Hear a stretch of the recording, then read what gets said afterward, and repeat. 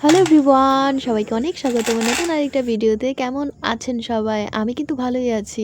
এদিকে দেখো, আজকে ছোট্ট একটা রেসিপি তোমাদের সাথে শেয়ার করব। পাস্তা কিন্তু কম বেশ সবারই খুবই পছন্দ। বাড়িতে ঘরোয়া পদ্ধতিতে কম মশলাপাতি দিয়ে কিভাবে টেস্টি পাস্তা বানাবেন আজকের এই ভিডিওতে দেখতে পারবেন। কিন্তু আজকেটা একটু ইউনিক। আমি অন্য স্টাইলেও খেয়েছি, কিন্তু আজকে আমি টমেটো পাস্তা বানিয়ে দেখাবো। সেই জন্য কিছু টমেটো নিয়ে আমি সেটাকে পেস্ট করে নিয়েছি। আমি 2টা টমেটো এখানে নিয়েছি।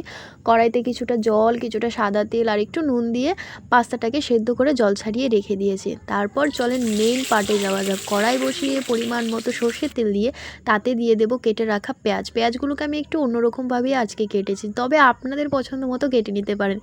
পেঁয়াজগুলোতে সামান্য একটু নুন দিয়ে হালকা একটু নরম করে ভেজে নেওয়ার পরে এখানে আমি অ্যাড করছি রসুন কুচি, আদা কুচি আর কাঁচা লঙ্কা।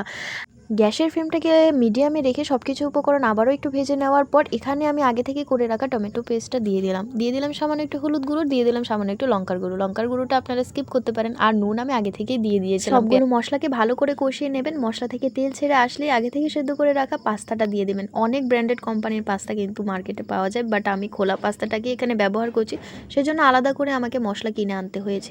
আমি এখানে ব্যবহার করছি ম্যাগির ম্যাজিক মশলাটা, যেটা নাকি পাস্তাতে ব্যবহার করলে দারুণ একটা টেস্ট আসে।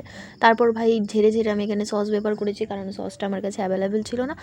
টমেটো কেচাপটা অতটারও দরকার ছিল না, যেহেতু আমি এখানে টমেটোর পেস্ট ব্যবহার করেছিলাম।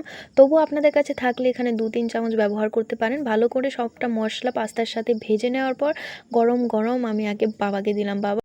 আর হ্যাঁ, আমি কিন্তু মাঝে মধ্যে ছোটোখাটো রান্নার ভিডিও পোস্ট করে থাকি। তোমাদের এই ভিডিওগুলো কীরকম লাগে আমাকে কমেন্ট বক্সে জানিও।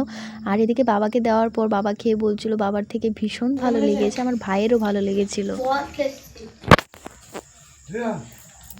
রেসিপিটা যদি ভালো লাগে নিশ্চয়ই সন্ধ্যাবেলা একদিন বানিয়ে বাড়িতে সবাই মিলে খাবেন। আর ভিডিওটা যারা লাস্ট পর্যন্ত দেখেছেন, থ্যাংক ইউ ফর ওয়াচিং।